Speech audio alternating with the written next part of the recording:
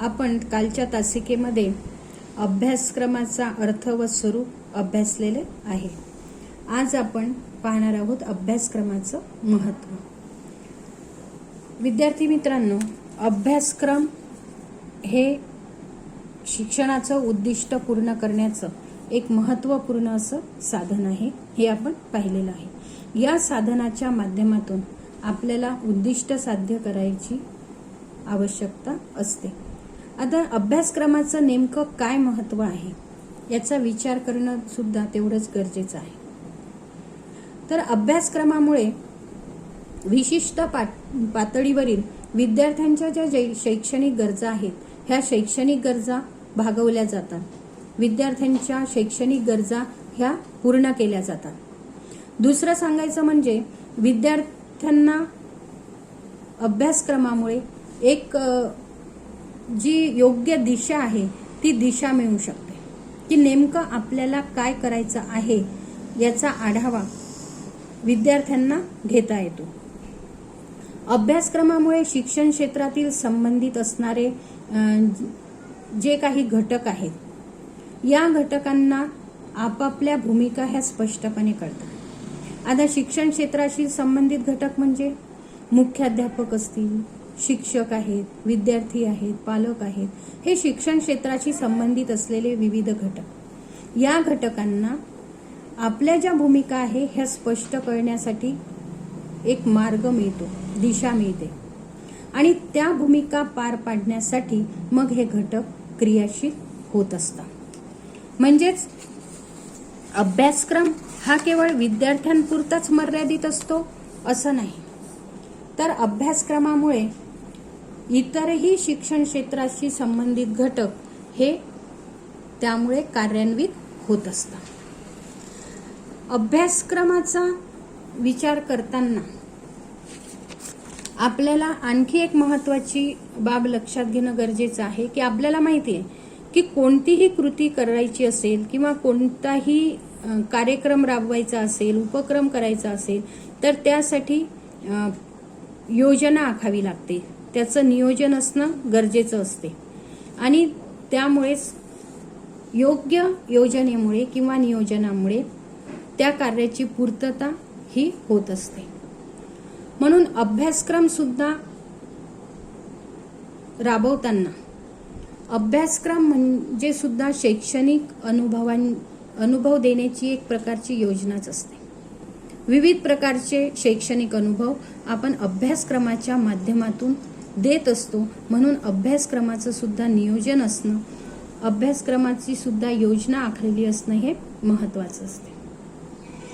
त्यानंतर अभ्यासक्रमाचं महत्त्व म्हणजे की अभ्यासक्रमामुळे ध्येय साध्य होण्यासाठी मदत होते, आणि शिक्षणामध्ये समान गुणवत्ता राखण्यासाठी सुद्धा अभ्यासक्रमाची मदत ही घेतली जाते. कारण की समान गुणवत्तेचा विचार हा शिक्षणामध्ये करण्यात येतो, आणि ही समान गुणवत्ता राखण्याचं महत्त्वाचं काम हे अभ्यासक्रमाच्या माध्यमातून करण्यात येते. अभ्यासक्रमाची एक विशिष्ट अशी संरचना असते, आणि या संरचनेचा विचार करून जे काही उद्दिष्ट आहेत ती उद्दिष्ट साध्य करण्यासाठी ही अभ्यासक्रमाची एक विशिष्ट संरचना तयार केली जाते. उदाहरणार्थ, समजा मराठी विषय असेल, तर मराठी विषयाची संरचना करताना त्यामध्ये गद्य, पद्य, व्याकरण, उपयोजित मराठी, किंवा त्यातही अजून आणखी आपल्याला भाग करता येतात. जसं गद्य असेल तर गद्यामध्ये कथा, लघुकथा, ललित, त्यानंतर दीर्घकथा, रूपक कथा, आत्मकथा, अशा विशिष्ट स्तरानुसार त्याची संरचना ही तयार केली जाते. आणि म्हणून यावरून आपल्या लक्षात आलं असेल की अभ्यासक्रमाचं महत्त्व हे अतिशय चांगल्या प्रकारे आपल्याला या मुद्द्यांवरून लक्षात येऊ शकते. आता अभ्यासक्रम आणि पाठ्यक्रम हे दोन शब्द सहसा आपण एकाच अर्थाने वापरतो बरेचदा. परंतु अभ्यासक्रम आणि पाठ्यक्रम यामध्ये बराचसा असा फरक असतो. अभ्यासक्रम ही व्यापक संकल्पना आहे, तर पाठ्यक्रम ही मर्यादित स्वरूपाची संकल्पना आहे. अभ्यासक्रमामुळे काय होतं की व्यक्तिमत्व घडवण्यासाठी मदत होते आणि निश्चित केलेल्या उद्दिष्टानुसार विद्यार्थ्यांच्या वर्तनात योग्य दिशेने परिवर्तन करण्याचं कार्य अभ्यासक्रम करत असते. हा जो एकंदरीत अभ्यासक्रम आहे, या अभ्यासक्रमावर आधारितच संपूर्ण जो पाठ्यक्रम आहे हा पाठ्यक्रम तयार करण्यात आलेला असतो. म्हणजेच काय की अभ्यासक्रमांतर्गतच पाठ्यक्रम ही संकल्पना अंतर्भूत आहे. म्हणून आपल्याला यावरून असं म्हणता येईल की पाठ्यक्रम हा अभ्यासक्रम आणि पाठ्यपुस्तक यामधला महत्वाचा दुवा आहे.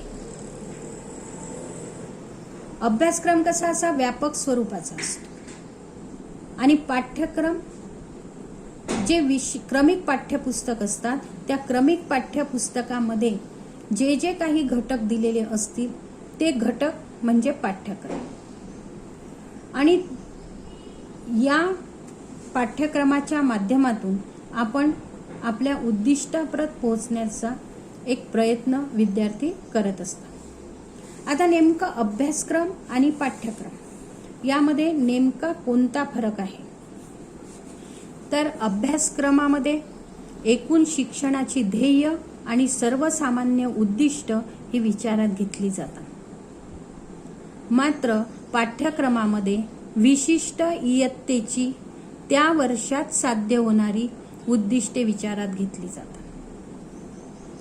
लक्षात घ्या, अभ्यासक्रमात एकूण शिक्षणाचं ध्येय आणि सर्वसामान्य उद्दिष्ट विचारात घेतली जातात, तर पाठ्यक्रमात फक्त विशिष्ट इयत्तेची आणि त्या वर्षातच साध्य होणारी उद्दिष्ट विचारात घेतली जातात. दुसरं म्हणजे की पाठ्यक्रम हा प्रत्येक इयत्तेसाठी स्वतंत्र असतो, मात्र अभ्यासक्रम हा शिक्षणातील स्तरानुसार अभ्यासक्रम तयार केला जातो. आता शिक्षणातील स्तरानुसार म्हणजे जे शिक्षणाचे विविध स्तर आहेत, पूर्व प्राथमिक स्तर, प्राथमिक स्तर, उच्च प्राथमिक स्तर, माध्यमिक स्तर, उच्च माध्यमिक स्तर, महाविद्यालयीन स्तर, असे शिक्षणाचे विविध स्तर आहेत. या स्तरानुसार अभ्यासक्रम तयार केला जातो आणि पाठ्यक्रम हा प्रत्येक इयत्तेसाठी स्वतंत्र असतो. त्यानंतर अभ्यासक्रमाचा कालावधी जो आहे हा जास्त असतो, परंतु पाठ्यक्रमामध्ये अभ्यासक्रमाचा जो कालावधी आहे हा त्या इयत्तेपुरता मर्यादित असतो. जो पाठ्यक्रम आहे तो त्या इयत्तेपुरता मर्यादित असतो. पाठ्यक्रम हा केवळ ढोबळ मार्ग दाखवतो की आपल्याला ही उद्दिष्ट साध्य करायची आहे, मात्र पाठ्यक्रमातून आपल्याला सूक्ष्म असे मार्ग दिसू शकतात. सूक्ष्मता त्यामध्ये असते, जसं की ज्या इयत्तेचा पाठ्यक्रम विद्यार्थी पूर्ण करतात त्या पाठ्यक्रमातून नेमकी त्या वर्षामध्ये आपल्याला कोणती उद्दिष्ट साध्य करायची आहेत, कोणती ध्येय पूर्ण करायची आहेत, याचा मार्ग पाठ्यक्रमातून मिळत असतो. आणि म्हणून अभ्यासक्रम आणि पाठ्यक्रम यामध्ये हा फरक असलेला आपल्याला दिसून येतो. म्हणून त्यासाठी अभ्यासक्रम तयार करताना अभ्यासक्रमाचे काही प्रकार लक्षात घेतले जातात. अभ्यासक्रमाची रचना करताना विविध प्रकारांचा विचार करण्यात येतो. त्यामध्ये जसं आपण म्हटलंय की अभ्यासक्रम म्हणजे उद्दिष्ट साध्य करण्याचे एक महत्त्वपूर्ण साधन आहे. म्हणून अभ्यासक्रम हा जेवढा निर्दोष असेल, दर्जेदार असेल, तेवढाच अधिक प्रमाणात तो परिणामकारक ठरत असतो. अधिक चांगल्या प्रमाणात ध्येयपूर्तीसाठी तो मार्गदर्शक ठरू शकतो. त्या दृष्टिकोनातून अभ्यासक्रमाचं विकसन करताना विद्यार्थ्यांच्या मानसिक बौद्धिक क्षमतांचा विकास, त्यांची अभिरुची, विद्यार्थ्यांची आकलन क्षमता, या सर्व घटकांचा विचार करून अभ्यासक्रम तयार करताना उद्दिष्टांना प्राधान्यक्रम दिला जाते. म्हणजेच काय की अभ्यासक्रम तयार करताना विद्यार्थ्यांची मानसिक बौद्धिक क्षमता, त्यांची अभिरुची, त्यानंतर त्यांची आकलन क्षमता, या सर्व बाबींचा विचार हा अभ्यासक्रमाचं नियोजन करताना किंवा अभ्यासक्रम तयार करताना करण्यात आलेला असतो. आता अभ्यासक्रमाचे काही प्रकार सांगितले जातात. यामध्ये अभ्यासक्रमाचे ठळक असे 5 प्रकार आहेत. ते कोणते? तर त्यामध्ये पहिला प्रकार आहे तो म्हणजे विषय केंद्रीय अभ्यासक्रम, दुसरा उपक्रम केंद्रीय अभ्यासक्रम, तिसरा मूलोद्योगी केंद्रीय अभ्यासक्रम, चौथा अनुभव केंद्रीय अभ्यासक्रम आणि 5वा जीवन केंद्रीय अभ्यासक्रम. असे 5 प्रकार अभ्यासक्रमाचे सांगितलेले आहेत. आता विषय केंद्रीय अभ्यासक्रम म्हणजे या नावावरूनच आपल्या लक्षात येईल की हा अभ्यासक्रम विषयांशी निगडीत असतो, विषय केंद्रित असतो. म्हणजे विषयाचं जे पाठ्यपुस्तक आहे, या विषयाच्या पाठ्यपुस्तकाचा आणि शिक्षकांचा, म्हणजे हे जे 2 घटक आहे, शिक्षक आणि विषयाचं पाठ्यपुस्तक, या 2 घटकांना यामध्ये महत्त्व दिलेलं असते विषय केंद्रीय अभ्यासक्रमामध्ये. आणि विषय केंद्रीय अभ्यासक्रम हा अभ्यासक्रमाच्या पारंपरिक दृष्टिकोनावर अवलंबून असलेला आपल्याला दिसून येतो. कारण पूर्वापार जी संकल्पना आहे शिक्षणाची की शिक्षण म्हणजे फक्त ज्ञान प्राप्त करणे, शिक्षण म्हणजे फक्त बौद्धिक विकास करणे, ही पूर्वापार चालत आलेली पारंपरिक अशी संकल्पना शिक्षणाची दिसून येते. आणि या संकल्पनेवर आधारित हा विषय केंद्रीय अभ्यासक्रम असलेला दिसून येतो. म्हणजेच काय की बालमानसशास्त्राचा विचार न करता अभ्यासक्रमाची रचना या प्रकारामध्ये केली जाते. यामध्ये बालमानसशास्त्राचा विचार केला जात नाही आणि म्हणून विषय केंद्रीय अभ्यासक्रमामुळे विद्यार्थी हे फक्त परीक्षार्थी बनतात असं निदर्शनास येते. दुसरं आहे ते म्हणजे उपक्रम केंद्रीय अभ्यासक्रम. उपक्रम केंद्रीय अभ्यासक्रमामध्ये विद्यार्थ्यांच्या कृतींवर भर दिला जातो. करा आणि शिका हे जे तत्व आहे यावर भर दिला जातो. प्रत्यक्ष कृती करा आणि त्या कृतीतून अनुभव घेऊन शिका, हे उपक्रम केंद्रीय अभ्यासक्रमामध्ये अंतर्भूत आहे. प्रत्यक्ष कृती हे अभ्यासक्रमाच्या केंद्रस्थानी असलेली दिसून येते. आणि म्हणून उपक्रम केंद्रीय जो अभ्यासक्रम आहे यामध्ये परिसराशी संबंधित उपक्रम, शारीरिक उपक्रम, सर्जनशील उपक्रम, सामाजिक उपक्रम यांचा समावेश या अभ्यासक्रमात करण्यात येतो. जसं की शारीरिक उपक्रमांमध्ये आपण सर्व प्रकारच्या खेळ, संगीत, शारीरिक कृती, आरोग्याशी संबंधित कृती यांचा समावेश होतो. परिसराशी निगडीत जर कृती असतील तर त्यामध्ये निसर्ग, सहली, विज्ञान प्रदर्शनी, ऐतिहासिक भौगोलिक ठिकाणांच्या सहली, ऐतिहासिक स्थळांना भेट देणे, क्षेत्रभेटी यांचा समावेश होतो परिसराशी निगडीत उपक्रमांमध्ये. तर सर्जनशील उपक्रमाचा विचार केला तर सर्जनशील उपक्रमांमध्ये चित्रकला, हस्तव्यवसाय, कार्यानुभव, कला, गायन, समाजोपयोगी अशा विविध उपक्रमांचा समावेश, शिल्पकला, नृत्य अशा विविध कलांचा समावेश हा सर्जनशील उपक्रमांमध्ये होत असतो. यामध्ये वाङ्मयीन उपक्रम सुद्धा समाविष्ट असतात. आणि म्हणून अशा सर्व प्रकारच्या उपक्रमांच्या माध्यमातून जेव्हा विद्यार्थ्यांना शिक्षण मिळत असते किंवा शिक्षण दिल्या जाते, विविध उपक्रम करण्यात विद्यार्थ्यांचा सहभाग घेतला जातो आणि त्यातून विद्यार्थ्यांचा सर्वांगीण विकास साधण्याचा प्रयत्न केला जातो. ते झालं उपक्रम केंद्रीय अभ्यासक्रम. त्यानंतरचा तिसरा प्रकार आहे तो म्हणजे मूलोद्योगी केंद्री अभ्यासक्रम. मूलोद्योगी केंद्री अभ्यासक्रम जो आहे हा प्रामुख्याने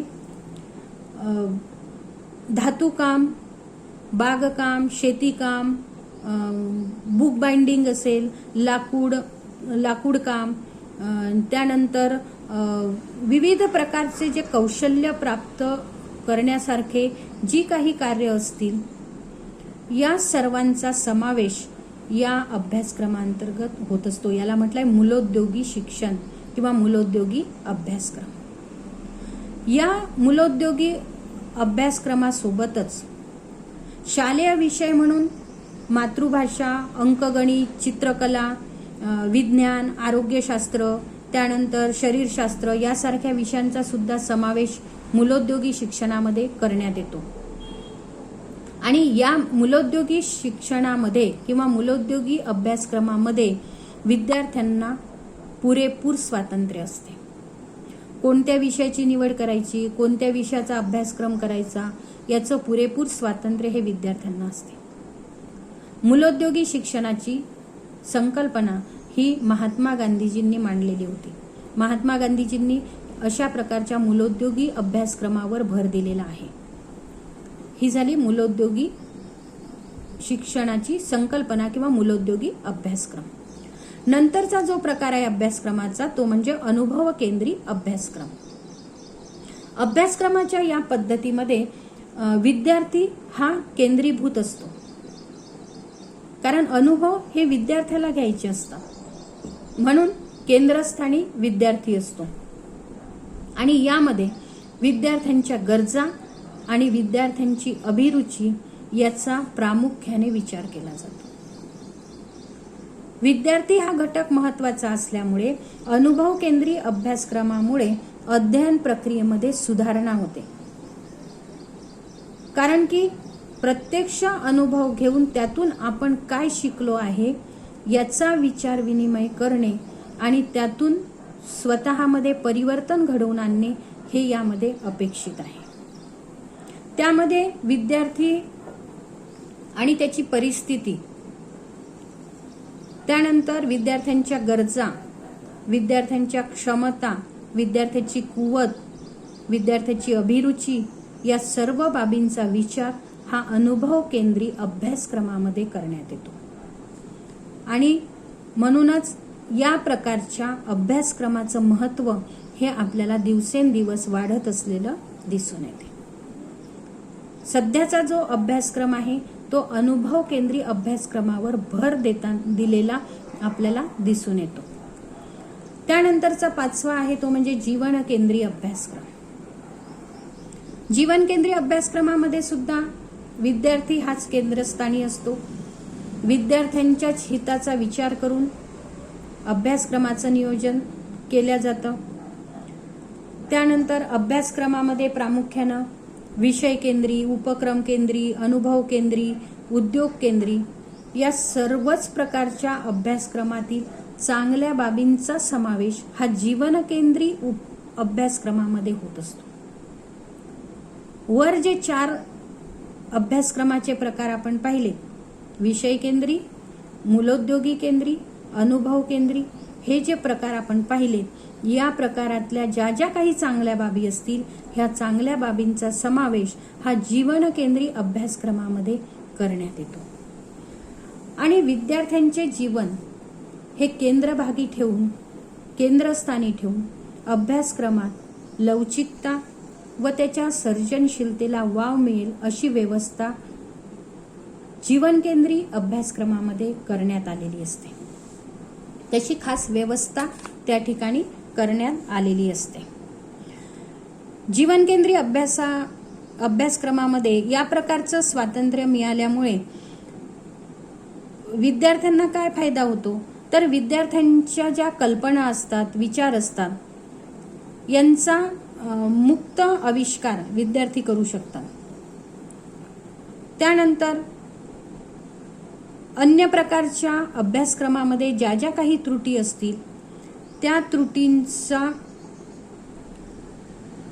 त्रुटींना बाजूला सारून फक्त चांगल्या गोष्टींची पूर्तता जीवनकेंद्री अभ्यासक्रमामध्ये करण्यात आलेली असते आणि त्यामुळे जीवनकेंद्री अभ्यासक्रमाचं महत्त्वाचं वैशिष्ट्य म्हणजे की हे विद्यार्थ्यांच्या जीवनाशी निगडित असतात। यामध्ये फक्त विद्यार्थ्यांच्या जीवनाचा विचार केलेला असतो। विद्यार्थ्यांच्या जीवनाला सर्व बाजूने स्पर्श होणारा असा अभ्यासक्रमाचं नियोजन या ठिकाणी करण्यात आलेलं असते आणि म्हणून जीवनकेंद्री अभ्यासक्रम हा सुद्धा अतिशय महत्त्वाचा एक पैलू या शिक्षण व्यवस्थेमध्ये दिसून येतो। तर या प्रकारे आज आपण अभ्यासक्रमाचं महत्त्व, अभ्यासक्रम आणि पाठ्यक्रम यातील फरक आणि अभ्यासक्रमाचे मुख्य 5 प्रकार याविषयीचा आजच्या तासिकेत अभ्यास केलेला आहे। पुढच्या तासिकेत आपण भाषा या विषयी अभ्यासणार आहोत की भाषा म्हणजे नेमकं काय, भाषेचा अर्थ, स्वरूप आणि व्याख्या हे आपण पुढच्या तासिकेत अभ्यासू।